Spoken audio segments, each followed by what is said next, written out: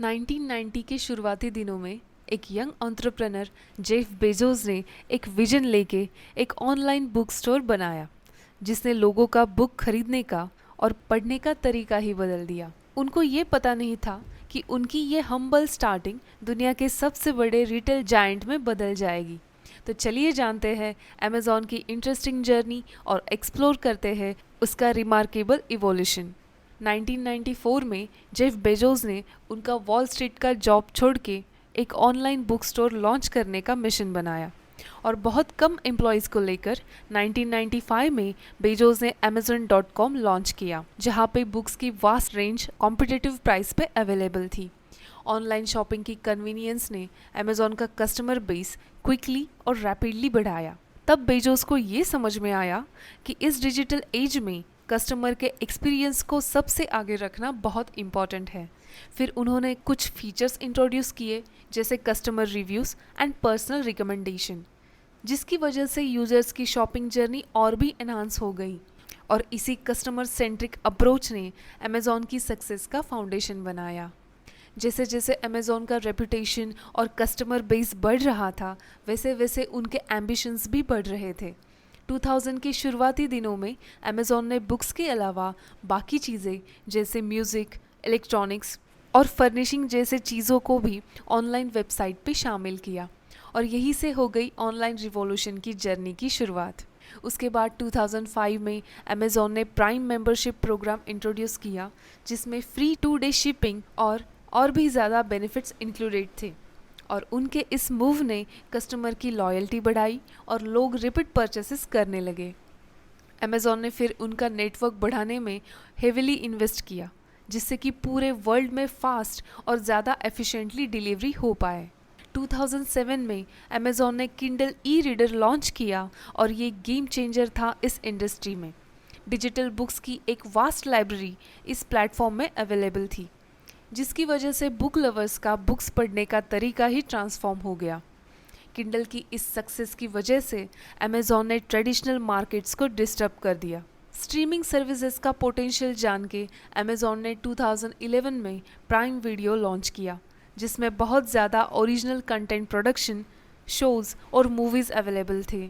और इस मूव ने अमेज़ॉन का एंटरटेनमेंट इंडस्ट्री में प्रेजेंस और ज़्यादा सॉलिड बनाया। 2014 में कंपनी ने अमेज़ॉन इको लॉन्च किया, जो कि स्मार्ट स्पीकर थे वॉइस असिस्टेंट एलेक्सा के साथ। और इसके साथ अमेज़ॉन ने आर्टिफिशियल इंटेलिजेंस और वॉइस कंट्रोल टेक्नोलॉजी के वर्ल्ड में एंट्री की। अमेज़ॉन का इनोवेशन बस ई कॉमर्स और एंटरटेनमेंट में ही ख़त्म नहीं हुआ, बल्कि रिसेंट ईयर्स में टेक्नोलॉजी में अमेज़ॉन ने और इन्हांसमेंट की। 2018 में पहला कैशलेस स्टोर, जिसका नाम अमेज़ॉन गो है, उसको ओपन करके एडवांस टेक्नोलॉजी जैसे कि कंप्यूटर विजन और सेंसर फ्यूजन जैसा सीमलेस शॉपिंग एक्सपीरियंस लोगों को इंट्रोड्यूस किया। चलिए जानते हैं टॉप मार्केटिंग स्ट्रैटेजीज जिसने अमेज़ॉन के बिजनेस को इतनी ऊंचाई पे पहुंचा दिया है। सबसे पहले है कस्टमर सेंट्रिक अप्रोच। दोस्तों, ये स्ट्रेटजी बहुत ज़्यादा ग्लोबली सक्सेसफुल बिजनेस ब्रांड्स में देखी जाती है। बहुत पहले से अमेज़ॉन ने कस्टमर के एक्सपीरियंसेस को नोटिस करके और उन्हें प्रायोरिटी पर रख के अलग अलग रेंज के प्रोडक्ट्स अपने प्लेटफॉर्म पे अवेलेबल किए हैं। अपने कस्टमर रिव्यूज़ पे भी ध्यान रखा है और इसी अप्रोच की वजह से वो कस्टमर का ट्रस्ट और लॉयल्टी जीत पाया है। नेक्स्ट है अमेज़ॉन प्राइम और फ्री शिपिंग। 2005 में अमेज़ॉन प्राइम लॉन्च करना एक गेम चेंजर था कंपनी के सक्सेस के लिए। 2 दिन की शिपिंग और दूसरे बेनिफिट्स प्रोवाइड करके उन्होंने कस्टमर को मजबूर कर दिया रिपीट परचेसिंग करने के लिए। नेक्स्ट है नेटवर्क और लॉजिस्टिक्स। अमेज़ॉन ने उनका नेटवर्क बढ़ाने में बहुत ज़्यादा इन्वेस्टमेंट की हुई है और ये नेटवर्क पूरे वर्ल्ड में फैले हुए हैं, जिसके कारण प्रोसेसिंग और डिलीवरी बहुत फास्ट होती है और ये कंपनी के लिए बहुत बड़ा एडवांटेज है। नेक्स्ट इम्पॉर्टेंट स्ट्रैटेजी है पर्सनलाइज्ड रिकमेंडेशन और डाटा एनालिटिक्स। अमेज़ॉन ने एडवांस डाटा एनालिटिक्स और मशीन लर्निंग एल्गोरिदम को इंट्रोड्यूस करके कस्टमर्स को बहुत कन्वीनियंट ऑप्शन दिया है पर्सनलाइज्ड प्रोडक्ट खरीदने के लिए। कस्टमर की ब्राउजिंग और परचेजिंग हिस्ट्री एनालाइज करके अमेज़ॉन ने कस्टमर सेटिस्फैक्शन बढ़ाया है। और एक बहुत इंपॉर्टेंट फैक्टर है मार्केट प्लेस मॉडल और third party seller.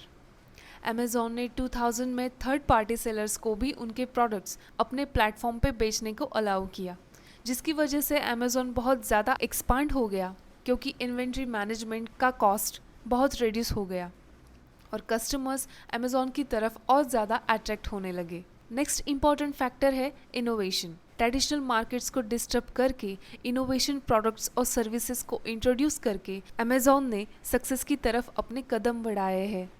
For example Kindle e reader, Amazon Echo और अलेक्सा। नेक्स्ट फैक्टर है मार्केटिंग और एडवर्टाइजिंग।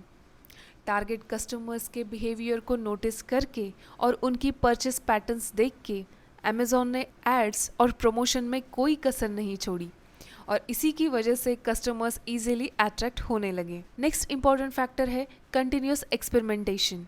लगातार एक्सपेरिमेंटेशन करते रहना अमेज़ॉन का एक कल्चर है जिसने उसकी सक्सेस में बहुत इंपॉर्टेंट रोल प्ले किया है। कंपनी हमेशा न्यू आइडियाज़ टेस्ट करने में और मिस्टेक से सीखने में कभी घबराई नहीं और जिसकी वजह से वो कॉन्स्टेंटली इम्प्रूव करती रहती है और कंपटीशन से बहुत आगे चली गई है। लास्ट और सबसे इम्पॉर्टेंट फैक्टर है ग्लोबल एक्सपांशन। अमेज़ॉन ने उनके ऑपरेशंस अलग अलग देशों में एक्सपांड किए हैं। इंटरनेशनल शॉपिंग और लोकल वेबसाइट्स बना के अमेज़ॉन पूरे वर्ल्ड के मार्केट में सक्सेसफुली एंट्री करने में और बाकियों को डोमिनेट करने में सक्सेसफुल रहा है। जैसे कि हम देख रहे हैं अमेज़ॉन अपनी बाउंड्रीज और भी बढ़ा रहा है। कंपनी ने ड्रोन डिलीवरी सिस्टम में भी इन्वेस्ट किया है। एक ऑनलाइन बुक स्टोर ओपन करने से लेकर ग्लोबल रिटेल जायंट बनने तक की अमेज़ॉन की ये जर्नी बहुत एक्स्ट्रा ऑर्डिनरी रही है, जो हर यंग एंटरप्रेन्योर को इंस्पायर और मोटिवेट करती है अपनी ड्रीम्स की तरफ बोल्ड स्टेप्स लेने के लिए। तो दोस्तों, आपको अगर ये वीडियो पसंद आई हो तो लाइक, शेयर और कमेंट करना मत भूलिए। Thank you.